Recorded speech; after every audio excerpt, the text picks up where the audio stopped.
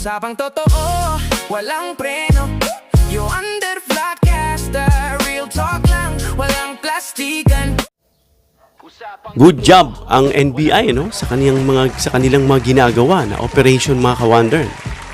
At meron silang bagong report ngayon ukol sa kanila pong pagkakaaresto dito sa isang maituturing din nating malaking pangalan at maaring kinapapaloobaan ng mga koneksyon sa mga nangyayari ngayon mga ka-wonder. Tinutukoy natin mga ka-wonder ay itong si Franco Mabanta. At anong kinalaman niya dito sa Peanut Gallery Media Network or yung PGMN na lagi yan dumadaan sa ating Facebook wall, sa ating mga, may sariling of course page yan. Itong pagkakaaresto sa kanya nitong NBI ngayon. Yung arrest mga ka-wonder ay isang entrapment operation. Ibig sabihin talagang intentional ito.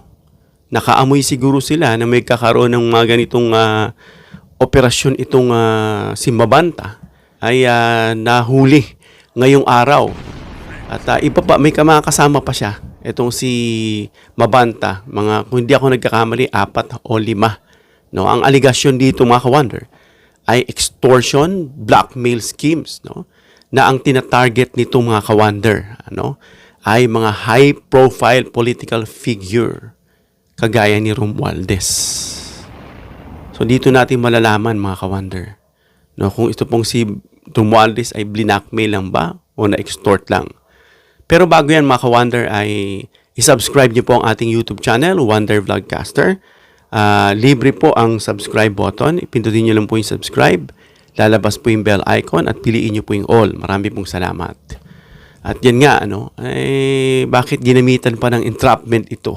Of course, paano mo malalaman? Na yung actual makakatch mo sila sa kanilang ginagawang mga anomalya. Ito ay natural lang na ginagawa na ng NBI at ito nga ay effective. So alamin natin mga ka-wonder bilang pagiging critical natin sa ating pagbibigay ng detalye. Itong money trail mga ka-wonder na ang nilalaman nitong pera, sabi nga nila, ito ang mga totoong may maleta. Sabi nila, dahil ang pera mga ka-wonder ay tumataginting na 350 million pesos. Saan galing yan? At pinaniniwalaan nga mga ka-wonder na meron ng initial payment na nangyari na 75 million na naibigay na mga ka-wonder. Ito siguro yung pahabol o dagdag. 350 million plus 75 million ito. So 425 million lahat. Kung hindi ako nagkakamali. At ang purpose nito mga ka-wonder, purpose of demand kung tawagin, ay upang pigilan yung pagre-release nila ng mga damaging contents and videos laban sa isang tao. Grabe ang power ng media. Yung power pati ng social media na siyang ginagamit nga nitong mga pawn, ng mga trolls para sila ay magkapera. Para araw-araw silang nagbo-bombard hanggang sa mai-reprogram nila yung isip ng mga mahihina mag-catch up na madaling malure, mga gullible, hanggang sa makuha na nila ang simpatiya. So dyan pumapasok yung mga tanong mga ka-wonder na ito ba'y nire-resemble nito? Yung mga classic na nangyayari noon pa na political blackmail. At kailangan talagang ma-prove dito yung evidence, of course. Kung extortion ba ito o blackmail, yan mga ka-wonder. At nagtatanong nga tayo, bakit ginagamit nila yung mga lumang paraan, yung mga old school na pagbigay ng pera? Simply because nga, ayaw na nilang mag-iwan ng mga digital footprints. Gaya naman nangyayari, natitrace to sa bangko, natitrace ng AMLAC. Kasi bakit? Dinadaan nila sa digital. So nagiging mautak na nga itong mga ito. Ginagamit na nila yung old school para walang maiwan na digital traces. So mautak na mga ka-wonder. Ngayon, kilalanin natin sino ba itong si Paulo o si Franco Mabanta. Meron tayong narinig mga ka-wonder tungkol dito kay Franco na ito raw ay kaibigan ni Pulong Duterte. Not sure about that pero naririnig natin. Itong si Mabanta ay isang Filipino digital strategist at political content creator. No? Naging prominent siya way back 2022 Philippine elections. No? Ito'y nalilink mga ka-wonder sa mga political campaigning. And makikita natin mga ka-wonder na sumusuport naman sila sa Pangulong Marcos. Hindi natin alam kung ano yung catch nila. No? O na-dilute, o sabihin natin na pollute, or I don't know kung bakit sila na-involve sa ganito. At ano naman itong PGMN, mga ka-wonder, itong sinasabing Peanut Gallery Media Network, na medyo yung mga style na mga ginagamit nila ngayon. Ano? Peanut Gallery Media. Yung isa naman, Nutriban Republic. May mga ganun sila mga tagline, may mga ganun sila mga title, mga ka-wonder. No? Para catchy sa tao. No, ito namang PGMN ay na-found ito 2024. No, si Mabanta is naging prominent siya way back 2022, no, mga ka-wonder, no. Itong si Mabanta. While itong PGMN naman, ito ay 2024 at co-founder nito ay itong naarestong si Mabanta. No, digital media network, online commentary platform. Of course, gamit nila, nabanggit natin mga social media platforms. At of course, freedom of speech. Yung sinasabi nila na ginagamit nilang freedom speech absolutism. No? Kaya malaya silang nakakapagpahayag ng kanilang mga saloobin, no? Na no censorship stance itong mga ito. No? At yun nga, multiple personalities ang nagko-comment dyan. Minsan nakita ko dyan si Edu Manzano, nagsasalita rin dyan. Ano? At mabilis itong umusad. Dahil nga sa kanila pong style, no, na nag-i-invite sila, medyo maganda yung background at yung laman. Nowadays kasi, madali na lang gumawa ng mga column. Napakadali compare sa noon. Ano. So, they reached 100 million views sa single month nila. No. Itong nakita ko nga, nagpasalamat yung isa sa kanila na umabot ng 100 million views sa isang buwan lang yun, mga ka-wonder, nitong 2025. Itong modus operandi nitong si Mabanta, nahuli siya nitong NBI, mga ka-wonder, no? Ina-identify nga nito ang mga target nitong si Mabanta.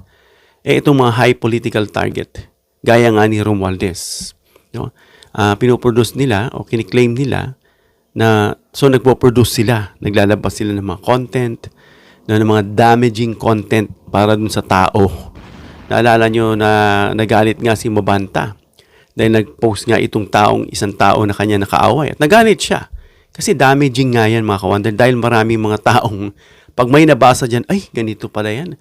Hindi na nila iniisip kung totoo yan o hindi. Kukunti na lang yun, mga nag-iisip ng totoo o hindi. No? At ito nga si Mabanta, itong modus operandi, ayon dito sa pagkakaulat, large, no? Nagde-demand ng large sums. No? Kagaya nga nito, may 75 million na naibigay at may 350 million na naman na nakuha. No? At kapalit nun, hindi raw i-release yung content nila o ano man yan, no? Para isirain itong tao. No? Possibly, of course, stopping attacks. Hindi na nila atakihin. Hindi na nila gagawa ng naratibo. Mga extortionist pala itong mga ka-wonder. No? Dapat yung mga ganito makulong. May mga kahawig yan, yung mga banat ng banat dyan, yung banat ng banat. Isipin mo, bakit banat ng banat yan? Yan din mga bayad, mga ka-wonder. So yun, huli, no, itong mga sinasabing ikaibahan nila. No, hindi mo sila maitutulad sa mga investigative journalism. No? Maari, pero iba yung kanilang motibo, yung agenda. No? So mahalin tulad mo, mga ka-wonder, kung ito ba yung difference nila, mga ka-wonder, no, sa mga sinasabing investigative journalism, kagaya nito mga legit na mga mainstream media. No, yung mga political attack nila sa isang tao na gumagamit sila ng content not in exchange of particular sum. Alam nyo na ibig natin sabihin. Ma-identify natin na iba ito dun sa kanilang mga operandi, modus operandi. No, yung mga criminal coercion, mga ka-wonder. At yan, iniimbestigahan sila ngayon ng NBI at natagpuan nga itong 350 million pesos na napakalaki na pinaniwalaan nga ito, no, na isang extortion money o galing sa anomalya, mga ka-wonder.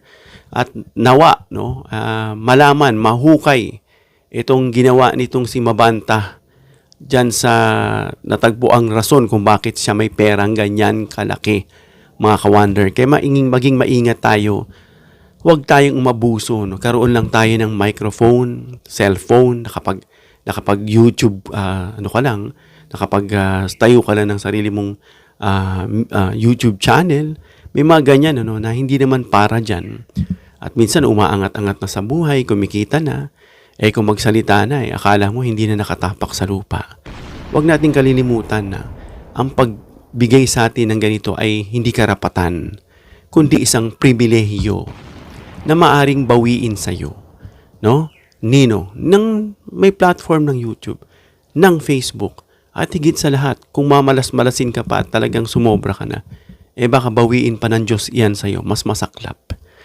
Kaya maging responsible tayo sa paggamit. Huwag natin gamitin sa mga pag-extortion. Bayaran tayo para siraan itong mga taong ito kapalit ng pera na nabubulok naman at nawawala. Ang maganda yung legasiya nating iniiwan na kapag nawala ka na sa mundo, maalala ng tao na naging patas ka, maayos, at walang pa-eme-eme. Alam niyo yun? Yung pamema lang. Yung mema sabi lang, mema content lang, no, dahil for the sake ng pera. Hanggang dito lang tayo, mga ka-wonder. Comment down below your opinion para mabasa at mareaksyonan. Please give me a thumbs up if you like this video para ma-share ni YouTube sa iba pang viewers. Please share this video para malaman nila itong si Mabanta, ano bang kinalaman nito sa PGMN at magkano yung perang nakuha at anong kaso ang isasampa. Please subscribe, hit the notification bell icon and choose all bilang suporta sa aming mga content creators. Hanggang sa muli, mga ka-wonder. God bless.